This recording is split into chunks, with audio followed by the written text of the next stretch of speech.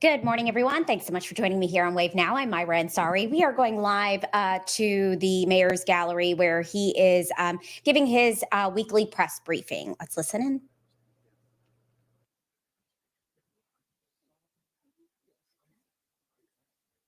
Wait till one person gets set up and then go.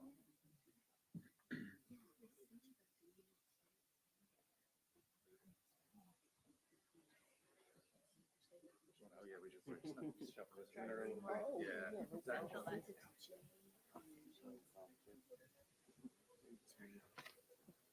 Oh, I'm going.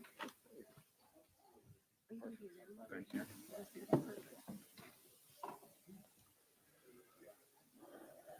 All right, we'll go ahead and get started on time this morning. Thank you all very much for joining us. Before we begin, I do want to extend all of our thoughts and prayers to everyone in and around Baltimore this morning who are dealing with the tragic incident that happened on their bridge. And I know that they are in good hands with all of the public's officials that are dealing with that tragedy up there today. And so our thoughts are with Mayor Scott and all of the citizens of Baltimore and Baltimore County this morning. Thank you all very much for joining us again for another weekly update. It's great. We've got some really great announcements today, and so we are going to jump right into them. First, I'm so excited to be joined today by my colleagues from the Office of Sustainability, who are doing a phenomenal job in elevating sustainability in all aspects of Louisville Metro government's work. Sustainability is an incredibly high priority, and it's central and key for what we're doing to try to build a safer, stronger, and healthier city. And today, we're taking another step forward as we announce the 2024 Solarize Louisville program. The Solarize Louisville program offers households in Jefferson County and 7 other surrounding counties the opportunity to go solar and support our goals to be 100% reliable on clean energy. The program makes investing in solar easy by connecting participants with vetted solar energy installers and providing a step-by-step walkthrough of the solar installation process. This helps participants access discounted rates for their solar needs in their home. Investing in solar can significantly reduce the amount you pay each month for your utility bills.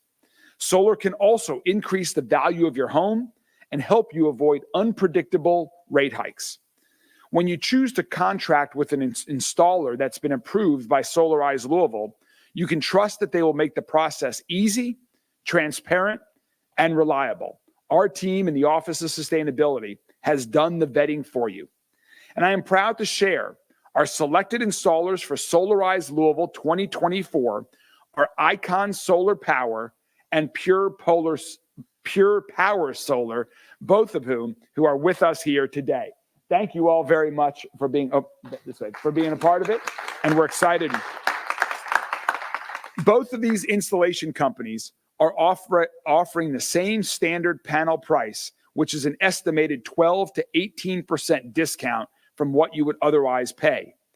Participants are also eligible for a 30% tax credit through the Federal Inflation Reduction Act. So that tax credit is in addition to these discounted prices.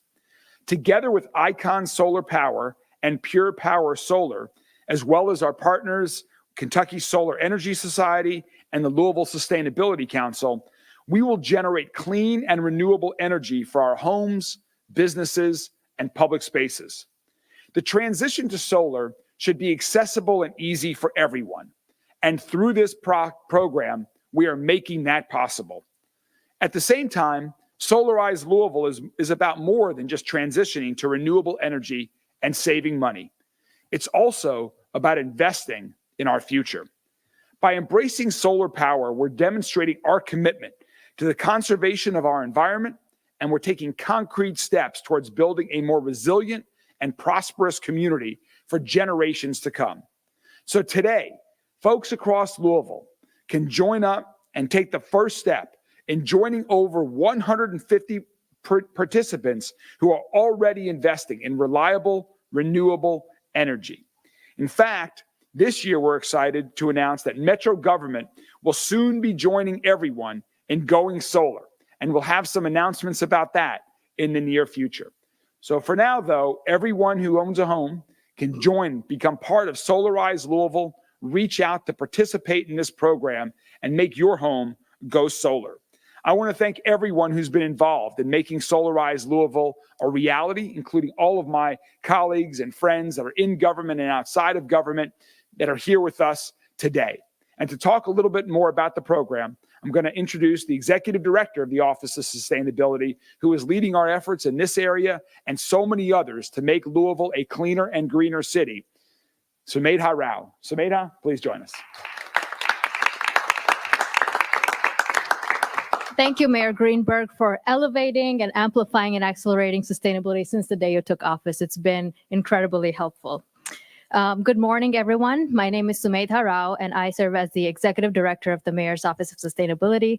And today, I am proud to stand with the Mayor and our incredible team to launch the Solarize Louisville program, formerly called the Solar Over Louisville program, for the third year in a row. Louisville is increasingly facing climate challenges that are, expensive, such as rising urban heat, increase in severe storms and flooding. And we know that one of the major causes of this climate pollution is our fossil fuel intensive energy source. And yet, despite this, Kentucky ranks 43rd in the United States for solar energy deployment. And this is despite solar being one of the cheapest forms of energy. But it's not always easy to make that clean energy transition, and that's what makes a program like Solarize Louisville great, because it takes something as complex as the clean energy transition and makes it really simple for individual homeowners and property owners of small businesses and nonprofits like Cindy Sullivan here from Trees Louisville to make that investment and go solar with easy steps. Another thing that makes solar really hard these days is the unfortunate increase in predatory solar companies that are taking advantage of a lot of people that are just trying to do the right thing. And that's another reason why this program is incredibly important, is because we go through the process of vetting these incredible installers who you can trust are providing the right price and will never pressure you into making a purchase that you don't think is right for you. So because of the investments of people like Cindy and Michael Hicks, who might be here, and other participants, over 150 of them, we've been able to install over 1.3 megawatts of solar in the city through this program. And all you need to do today to join this community of people going solar is to go to solarizelouisville.com, and there you can sign up a simple form to get your home, to get in line to get evaluated for solar. So we ask for 4 key pieces of information: your contact information, your address, your age and type of the roof on your property, and your most recent electricity bill.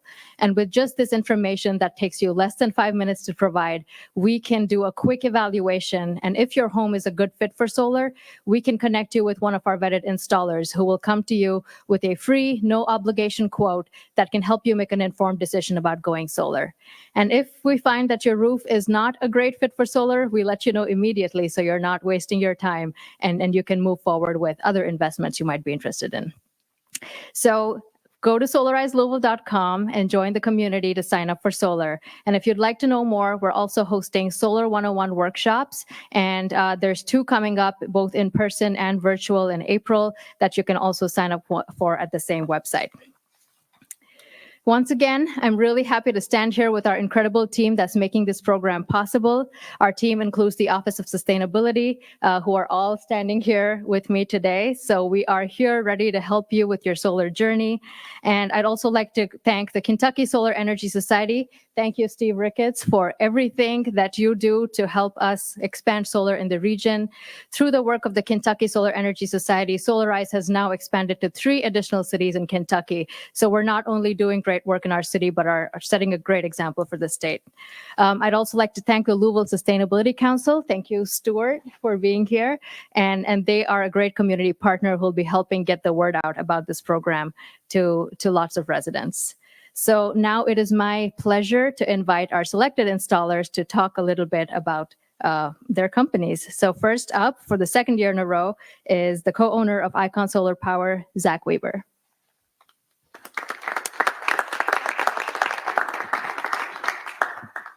Well, thank you, Sumedha, and thank you, Mayor We really appreciate the opportunity to be selected again for the second year in a row.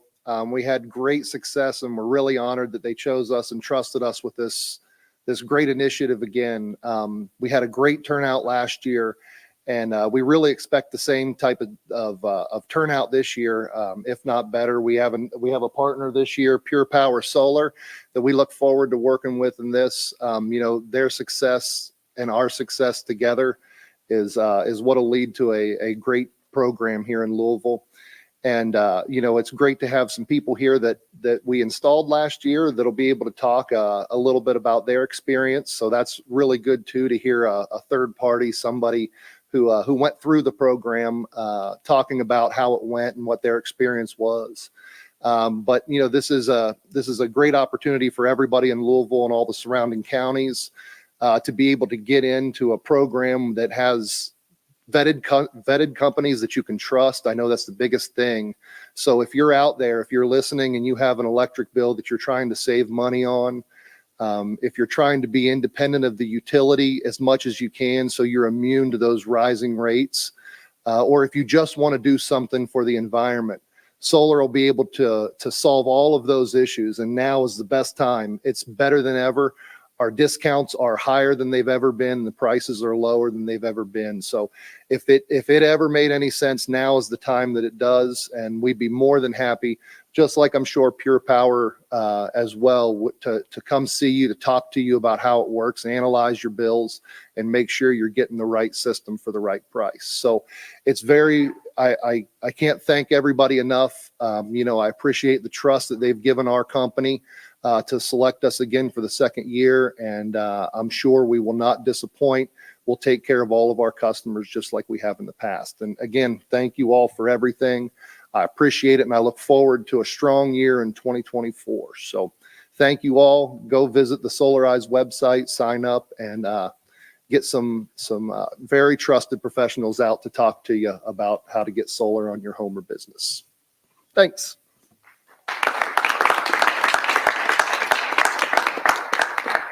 And now I'd like to invite the owner of Pure Power Solar, Nick Hartnett.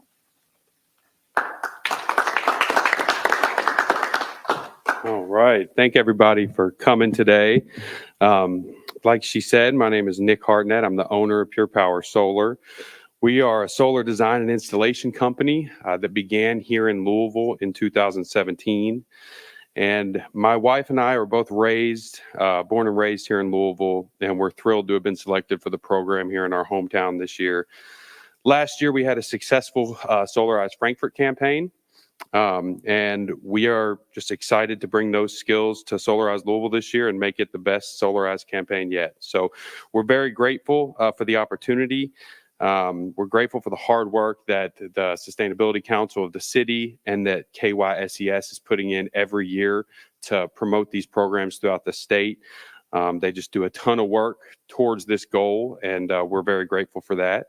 And just very excited all around to be a part of accelerating the adoption of solar in our hometown. So thanks a lot.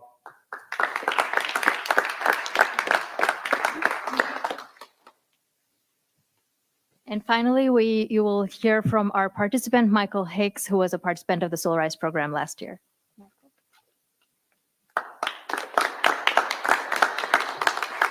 Thank you all. As a resident of the Russell neighborhood, I've had the opportunity to have solar installed at my home, and just from everything, the experience, the company was quite professional.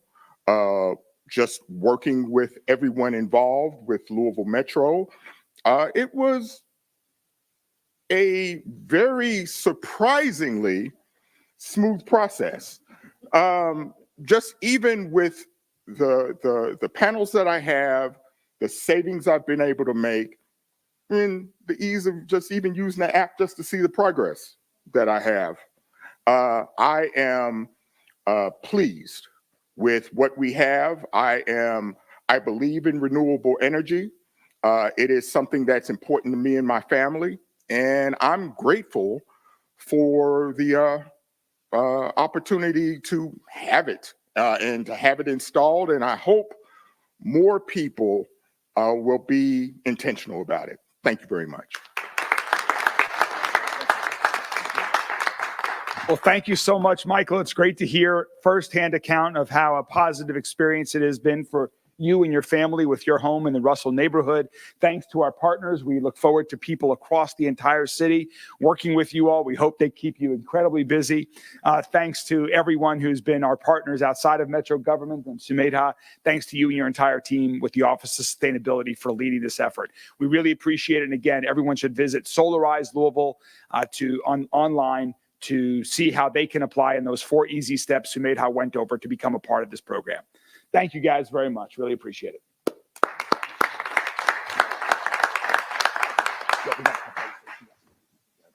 Thanks.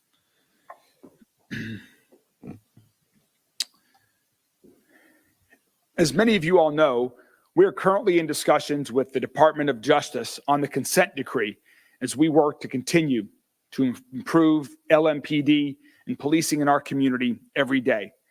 I'm pleased to see incredible progress being made as we continue to work closely with DOJ on this effort and as our LMPD officers continue to make great progress every day in serving people of Louisville across our entire city. This is an urgent and important priority of all of ours. The United States Department of Justice has advised Metro government that the draft consent decree we're working through must be held confidential. I've made that clear in the past. My administration and LMPD are committed to keeping Louisville as informed as we can throughout this entire process of negotiating with the Department of Justice and on continued things that the LMPD is doing to get more engaged in the community to become the most trusted, transparent, and best trained police department in our entire country. Chief Jacqueline Gwynn Villarroel and I will continue to keep the community informed as we go about this process. Additionally, as we've mentioned before, we are committed to finding every opportunity possible to continue to get direct feedback from folks throughout our entire community through this process. And so, at our request, the United States Department of Justice has agreed to host several public community meetings. And the first of those public community meetings is going to be held on Monday, April 8th from 6 p.m. to 7:30 p.m. So again, this is a community meeting that the DOJ itself is hosting to listen to input from the community. On April 8th, 6 to 7:30 p.m., the location is the Republic Bank Foundation YMCA's community meeting room, and that's at 1720 West Broadway. So again, at the YMCA located on 1720 West Broadway, April 8th, 6 to 7:30 p.m. This is a great opportunity from Louisvillians across the city to have a direct conversation with members of the United States Department of Justice about the next steps in this process and to let them and us hear about any concerns or questions that you have. We look forward to getting your input. We'll share more as the weeks progress, and we're going to continue to do everything we can to keep the community informed and to continue listening as we have been and as we will continue to do so. Today, one other bit of good news that we're sharing is the Metropolitan Business Development Corporation, or METCO. As some of you know, METCO administers Louisville Metro government's small business and commercial property loans for new and expanding businesses. These funds help businesses grow and succeed. They can be used for startup and expansion costs, including equipment purchases, building and working capital, as well as for commercial property improvements. Loan applications are accepted year-round by METCO, and the board of METCO meets on the third Thursday of every month to review applications and move forward on approvals. The great news is from the last meeting, we have more than $1.7 million in loans that have been approved for small businesses in our city. This $1.7 million is expected to be leveraged to nearly $4 million in economic investment right here in Louisville. When we support our small businesses, all of Louisville wins. And by our working with our METCO program, we have the ability to help capitalize entrepreneurs across our city. Here's a breakdown of some of the business applications that have been approved. In January, businesses included Edge Kids Gym and Unique Essentials, a hair care manufacturing company. In February, a property holding company, Hadley Continuum Property, and Talk Child Care to Me, LLC, were both approved for loans. In March, loans for property holding company Foundations, LLC, On the Ridge Services, RDH Limo and Charter, and Maybelt's Fate were all approved. Local Food Hub and Pizza Hub also received a loan in March, which helped that company open its very first location. As you can see, this is a wide variety of locations. And when we help invest in our small businesses, our local economy thrives and our entire city gets stronger. We will continue to work through Metco to continue to support entrepreneurs throughout our entire city. So congratulations to all the recipients, and I encourage entrepreneurs and small businesses across the city. If you're in need of capital, please reach out to Metco to see if it's a good fit for you, if we at Metro Government can help you grow your business, create more good-paying career path jobs for people across our entire city. And finally, for a showcase of great people across the city, I'd like to call up Larry to come up and join me here for a final congratulations. I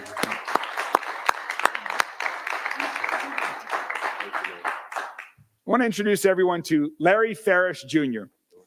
Louisville is made up of great people, showing small acts of kindness every day that make a big impact.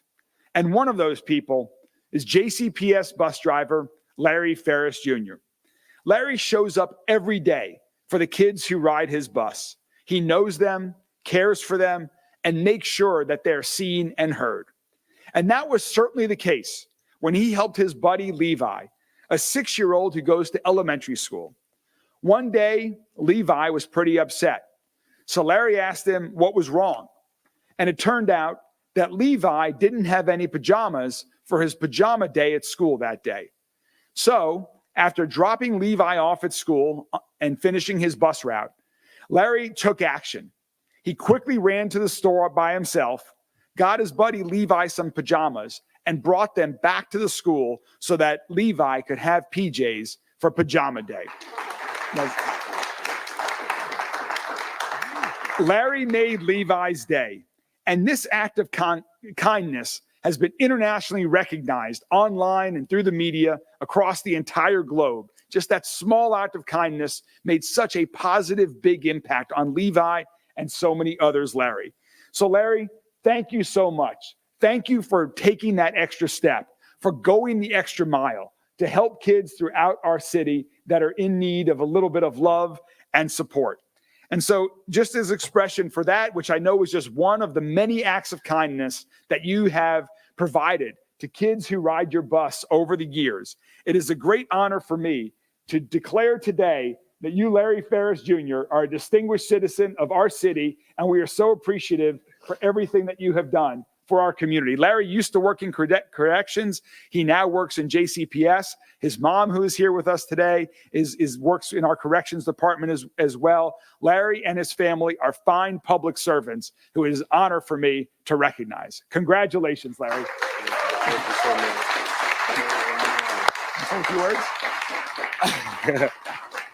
much. Thank you, Mayor Greenberg. It's definitely an honor on behalf of myself, JCPS, and other bus drivers across the nation. We thank you for the recognition. A lot of times it's hard that we are unseen, even though we drive a big yellow bus. We are unseen at times, but this recognition is a small gesture that really blew up. And I just want to say thank you. Thank you. Thanks a lot, Larry.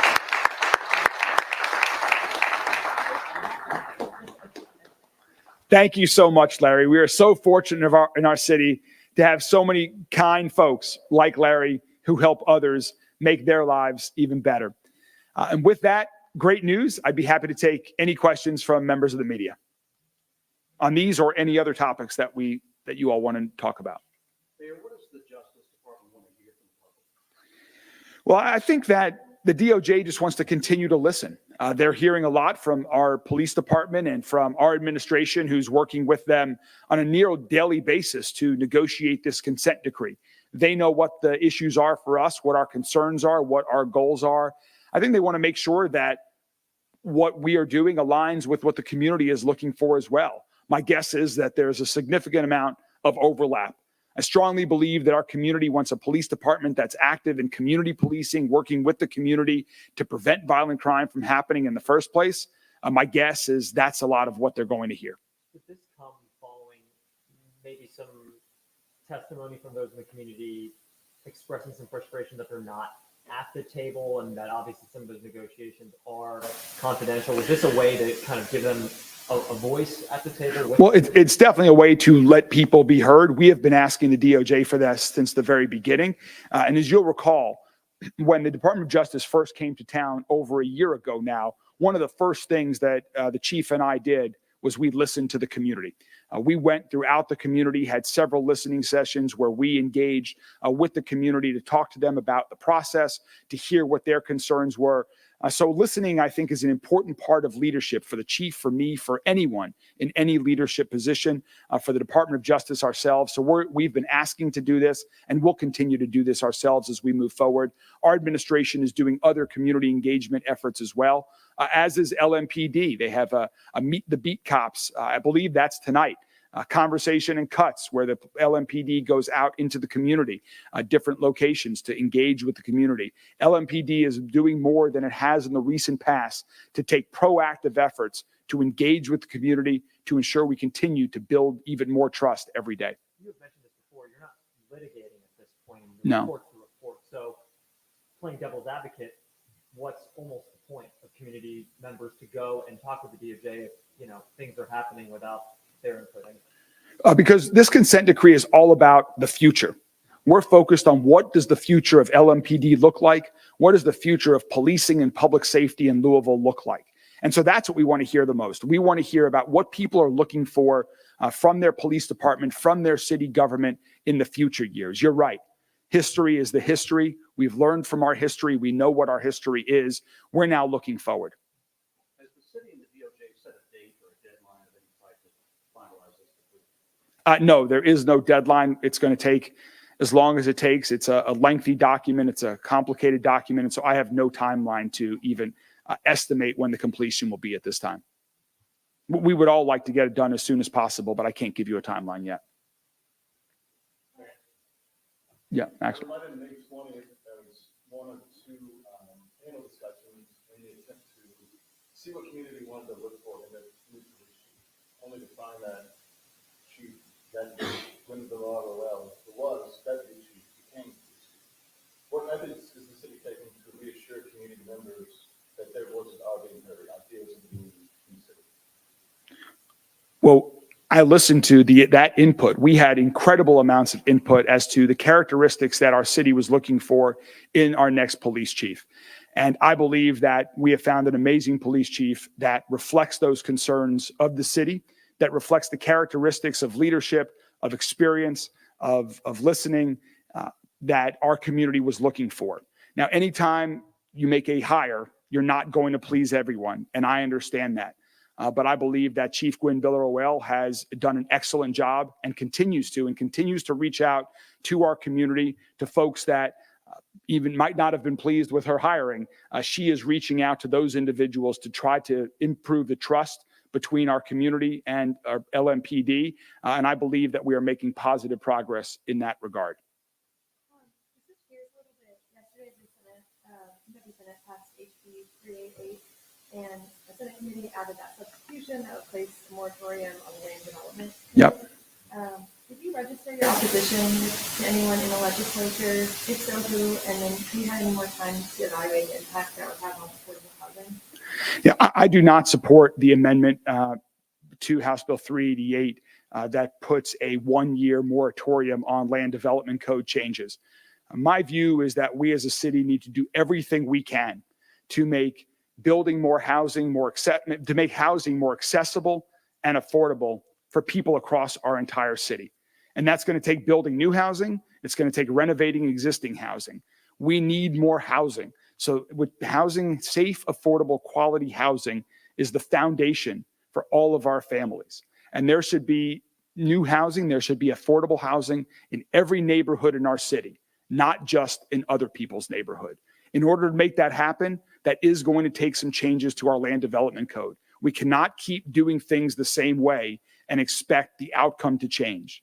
We have a housing crisis in our community right now. We are short housing at nearly every type of housing that people are looking to live in.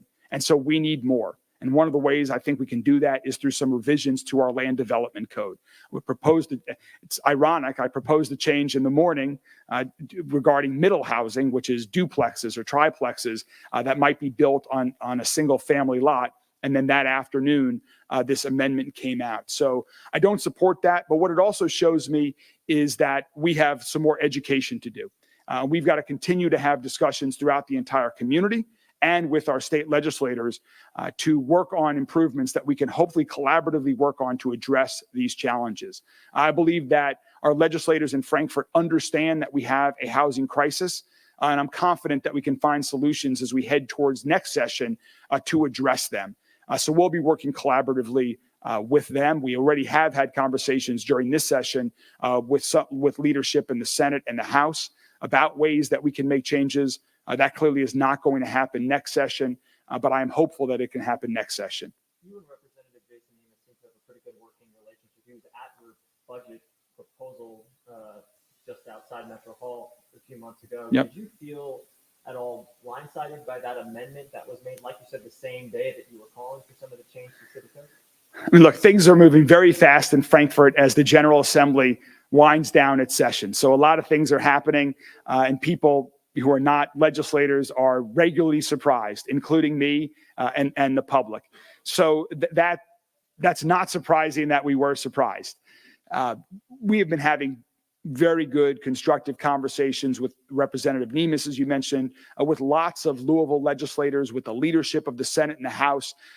Not just me, but our administration has really focused on having regular conversations, building relationships with legislators from Jefferson County and from across the state. That's how we're going to get things done. And so we've been having conversations about 388 since even before the session began. And we have made tremendous progress in helping the legislators understand the uniqueness of our city government, what our constraints are, what our challenges are, what the opportunities are, and what's in there right now is materially better than some of the ideas that were being floated to be included in House Bill 388 prior to the session beginning. Still going on with House Bill 388, there's also some provisions added about accused LGBT officers and complaints that they'll have the opportunity to have pre-disciplinary hearings. Are you been made aware of that? And if so, what is your kind of reaction to having that in the legislation? That is another provision that I was surprised to see that amendment when it did come out.